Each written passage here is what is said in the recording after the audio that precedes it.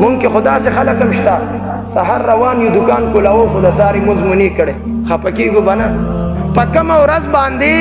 چې تا رب ته سجده ونه لګولا ته په دې ورځ باندې پوښه چې زمان خپل رب خپه شوی دی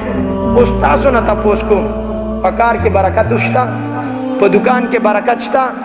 مشر کشر تمشتا حضور مبارک دربار ته یو کس راغی وې د الله محبوبه جیداد ممشتا مال ممشتا اولاد ممشتا پیسې مرا سره شتا کور مم خپل دی خو په کور کې مې برکت نشته دی سکون راته نشته د الله نبی ورته څه فرمایي دا خبره واورئ وایي د خپل کور دروازې ته یو پرده ولګوه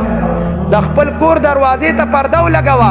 دا خبره ټول یاد ساتئ هغه صحابو تپوس نه کوي چې زموږ کور کې برکت نشته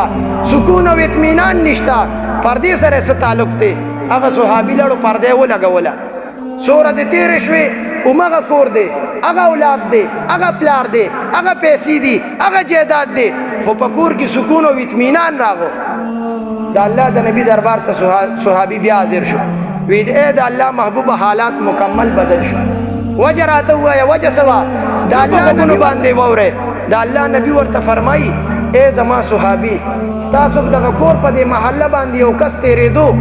هغه بېلمازه و هغه ستاسو کور ته چې نظر وکتو نو د هغه نظر ستاسو کور ته دننه ننوتو نو د هغه په هغه یو نظر د هغه بېلمازه په یو نظر باندې ستا د کور نه هغه ټول اطمینان او سکون هغه رپه شو سلب شو نو تاسو د دې نه اندازه ولګوئ چې د یو بېلمازه په نظر باندې د کور نه برکت او اطمینان سکون ختمیږي نو په کوم کور کې چې شپږ او لس بېلمازه پراتی کور کې به جګړې نه هغه کور کې به سکون پاتې شي هغه کار کې به برکت راشي رب ذوالجلال دې مونږ او تاسو ټول 15 وخته با جماعته منځګزار جوړ کړي او رب ذوالجلال دې زموږ څومره نیک اعمال کړي رب ذوالجلال دې خپل عظیم بارگاه کې د خپل رضا دپاره په ډېر څه باندې قبول او منظور